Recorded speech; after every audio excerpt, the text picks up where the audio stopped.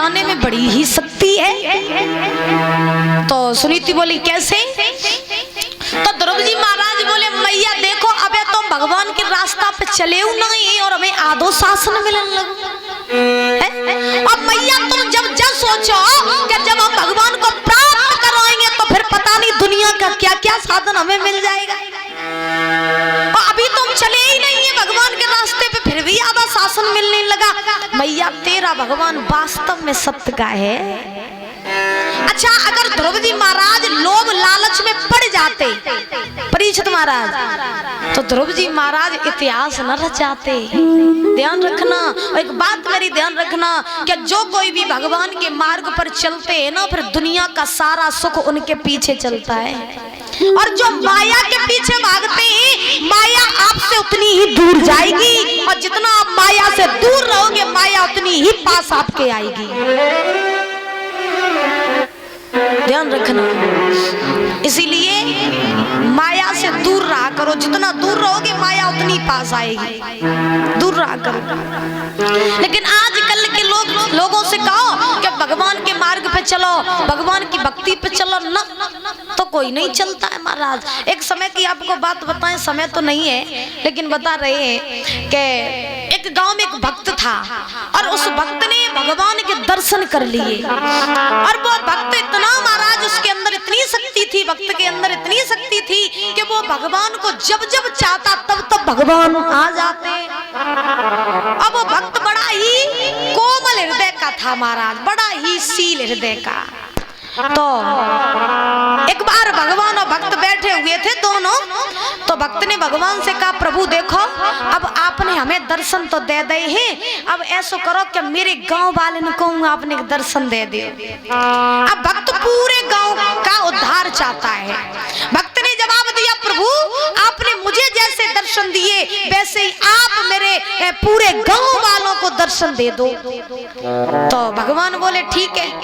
तो भगवान बोले देखो भैया वो जंगल में एक वृक्ष है तुम्हें बाई के नीचे मिली कल तुम पूरे गांव वाले को लेके आई जाइए। तो भक्त बोलो ठीक है प्रभु हम सब लेके आए जाइए। तो भक्त चला और चल के महाराज रात में पूरे गांव वाले को इकट्ठो करो और इकट्ठो करके भक्त ने कहा कि सुनो कल सब जने तैयार हो जाइयो। तो गांव वाले बोले क्यों?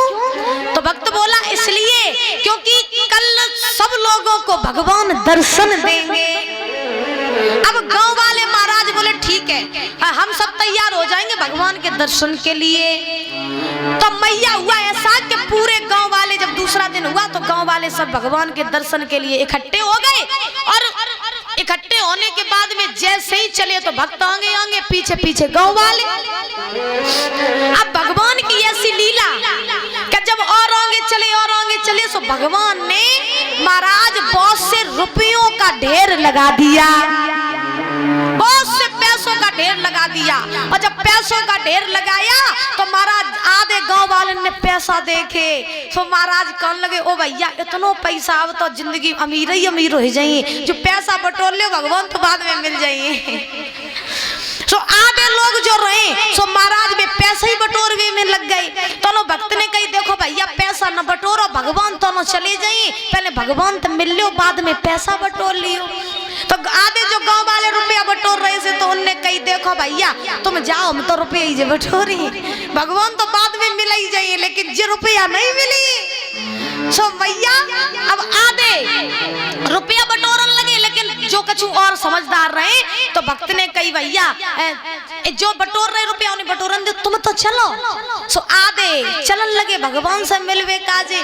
सो भगवान ने और नेक दूर जाए के महाराज चांदी को ढेर लगाए दे चांदी को। अब भगवान ने जब चांदी का ढेर लगाया तो महाराज आधे लोगों ने चांदी देखी सो बाई पे महाराज सब एकदम से गिर पड़े। अब चांदी इकट्ठो करने लगे भक्त ने कही चांदी न बटोरा भगवान तो ने खा जाई हाँ चांदी न बटोरा। सो महाराज तब तक अब जो लोग रहे तो भक्त ने समझाया अब नहीं माने बे तो सब चांदी इकट्ठी कर रहे। तो और दो चार रहे महाराज में समझदार तो बोले देखो भैया भक्त जो भक्त था उससे कहा देखो भैया हमें तो भगवान से ही मिलना है तुम हमें भगवान के ही पास ले चलो। तो बोले ठीक है भैया चलो तुम्हें भगवान के पास ले चले। तो और आधे गांव वाले रहे सो और आगे बढ़े और परीक्षित महाराज और आगे बढ़े सो भगवान सोने को ढेर लगाए दो। सोने का ढेर लगा दिया। अब हमारा सोनो जब कोई देखे है? सोने का ढेर लगा। अब जो आदमी ने सोनो देखो जो महाराज बाई पे गिर पड़े, सब सोनो बटोरन लगे। अब जब सोनो बटोरन लगे, भक्त ने कही सोनो न बटोरो, भगवान चले जाइए। अरे जल्दी चलो। अब वे लोग बोले ना ना भैया, भगवान फिर मिल जाइए जी, सोनो नहीं मिले। सोनो नहीं मिले। अब मैया और आगे अब में कम से कम 5-6 ही लगे थे भक्त के भगवान के दर्शन करने के लिए, 5-6। तो वे लोग चले, बोले चलो हम तो भगवान के दर्शन ही करें। तो बेहू आगे बढ़े। तो जो आगे बढ़े तो आगे चल के भगवान ने महाराज हीरा मोतियों का ढेर लगा दिया। हीरा मोतियों का, जब हीरा मोतियों का ढेर लगाया तो 5-6 जो रहे उनने देखे हीरा मोती से बेहुआई पे गिर पड़े। अब भगवान, अब भक्त ने कही देखो भैया, अब तुम ही लोग बचे थे और तो कौन दर्शन न कर पाए, तुम ही कर ले। बोले हम नहीं करें, हमें तो जो हीरा मोती चाहिए। सो महाराज कोई गांव को सब हीरा मोती सोने चांदी में लग गए, कोई ना भक्त पहुंचो। भगवान ने उदास हो के प्रभु जो दुनिया में सब माया के भूखे, जो दुनिया में कोई आपके दर्शन के भूखे नहीं है, कोई आपको पाना नहीं चाहते, जो दुनिया में सब माया के भूखे हैं। भगवान बोले यही तो है, यही तो है मेरी लीला। जो मेरे हो जाते हैं उनका मैं हो जाता हूँ, और जो मेरे ही नहीं होते हैं वो दुनिया में माया के ही चक्कर में पड़ जाते हैं। इसीलिए जिंदगी भगवान के होना सीखिए। अगर भगवान मिल गए तो संसार का सारा सुख मिल गया, और भगवान न मिले तो दुनिया का कोई भी सुख आपको, फिर ऐसे ही दुखी बने रही हो ऐसे। अच्छा जो दुखी होते हैं ना वो भगवान को कोसते हैं कि भगवान बहुत बुरा है, हमारे ऊपर दुख ही दुख दे। हाँ, हमने अपने कानों सुना जब लोगों के ऊपर दुख आते हैं ना तो लोग भगवान को कोसते हैं कि भगवान बहुत बुरा है, मेरे ऊपर दुख ही दुख दे। क्या तुमने अपने अंदर झांक करके देखा है कि हम ही भगवान की भक्ति नहीं करते हैं? हमें कोई कमी रह गई, इसीलिए भगवान मुझे दुख दिए हैं। कहा जाता है कोई तन दुखी, कोई मन दुखी, कोई धनविन रहते उदास, थोड़े थोड़े सब दुखी, सुखी राम के दास। सुखी केवल और केवल भगवान के ही दास होते हैं। आज ध्रुव जी महाराज जंगल में पहुंचे, नारद जी मिले ध्रुव जी महाराज को। तो जो भगवान के भक्त होते हैं उनके दर्शन करने के लिए स्वयं देवी देवता आते हैं। तो नारद जी मिले ध्रुव जी महाराज को। तो नारद जी ने ध्रुव से कहा बेटा 5 साल के हो, जंगल में क्या करना है? बोले भगवान को पाना है।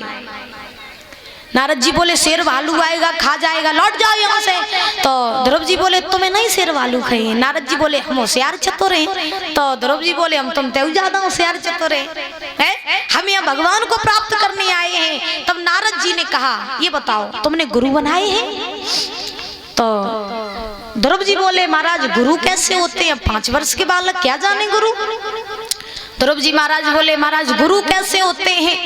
तो नारद जी ने जवाब दिया बेटा बिना गुरु के ज्ञान नहीं होगा, और जब तक तुम गुरु नहीं बनाओगे, गुरु मंत्र नहीं लोगे, तब तक भगवान तुम्हें नहीं मिलेंगे। इसीलिए गुरु बनाओ। अब ध्रुव जी महाराज सोचने लगे कि अब हम घरे जाएं, फिर गुरु ढूंढे, फिर गुरु बनाए, फिर गुरु मंत्र लें, तो बहुत देर हो जाए। तो ध्रुव जी होशियार थे महाराज थोड़े से। तो ध्रुव जी महाराज ने नारद जी के पैर पकड़ ले, बोले प्रभु और तो गुरु नहीं दिखाई दे, तुम ही बन जाओ, तुम ही गुरु बन जाओ। सो महाराज नारद जी बोले ना ना मैं नहीं बनूंगा। बोले क्यों? नारद जी बोले ना हमसे नहीं होगा। ध्रुव जी महाराज बोले बन जाओ प्रभु। तो आज नारद जी ध्रुव जी महाराज के गुरु बन गए। अच्छा गुरु ऐसा होना चाहिए जो गुरु के द्वारा भगवान की प्राप्ति हो जाए। गुरु कैसा होना चाहिए? गुरु ऐसा होना चाहिए जो मनुष्य को अंधकार से प्रकाश की ओर ले जाए, ऐसा होना चाहिए गुरु।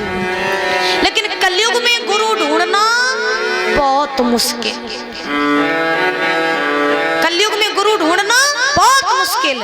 एक बुजुर्गों की कहावत होती थी पहले के पानी पियो छान के गुरु करो जान के। ये बुजुर्गों की पहले कहावत होती थी कि पानी पियो छान के और गुरु करो जान के। अच्छा आप लोगों से प्रश्न किया जाए कि अगर आंगन में बाल्टी भरी रखी है पानी की और पानी में जहर मिलाए दे तो पानी को कितना छानियो जहर निकल जाए? बताओ बुजुर्गों, पानी को कितना भी छानो जहर निकलेगा? नहीं निकलेगा। वैसे ही अगर इस कहावत का उल्टा दिया जाए तो पानी पियो जान के, गुरु करो छान के। कलयुग में क्यों? क्योंकि देखो जब